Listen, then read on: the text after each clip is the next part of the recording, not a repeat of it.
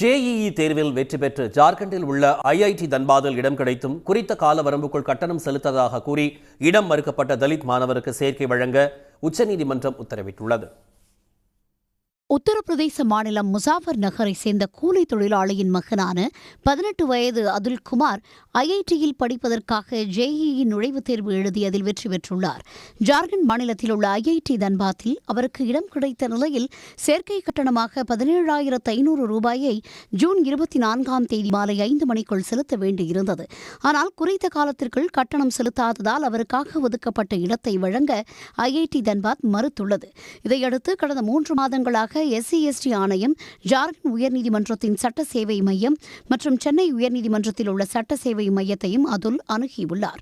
இறுதி முயற்சியாக உச்சநீதிமன்றத்தை அதுல்குமார் நாடினார்.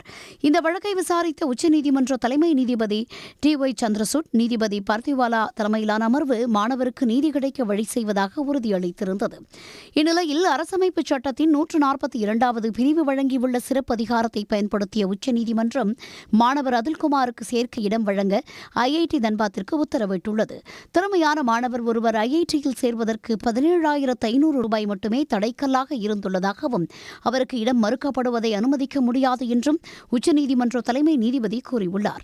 தினமும் 450 ரூபாய் கூலி பெறும் தந்தையால் 4 நாட்களுக்குள் 17,500 ரூபாயை புரட்டுவது மிக கடினமாக இருந்துள்ளதாகவும், எனினும் கிராம மக்களின் உதவியால் கடைசி நாளில் 4:45 மணிக்கு கட்டணம் செலுத்துவதற்காக ஐஐடி போர்ட்டலில் உள்ளீடு செய்தபோது போர்ட்டல் மூடியதையும் தலைமை நீதிபதி சுட்டிக்காட்டியுள்ளார்.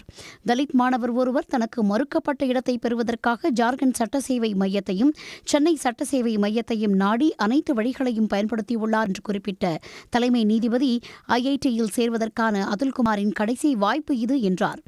அதுல்குமார் கட்டணம் செலுத்தி இருந்தால் எந்த பேட்சில் சேர்க்கப்பட்டிருப்பாரோ அதே பேட்சில் இடம் வழங்க ஐஐடி தன்பாத்திற்கு உச்சநீதிமன்றம் உத்தரவிட்டுள்ளது. உடனுக்குடன் செய்திகளை தெரிந்து கொள்ள சன் நியூஸ் பெல் ஐகானை கிளிக் பண்ணுங்க.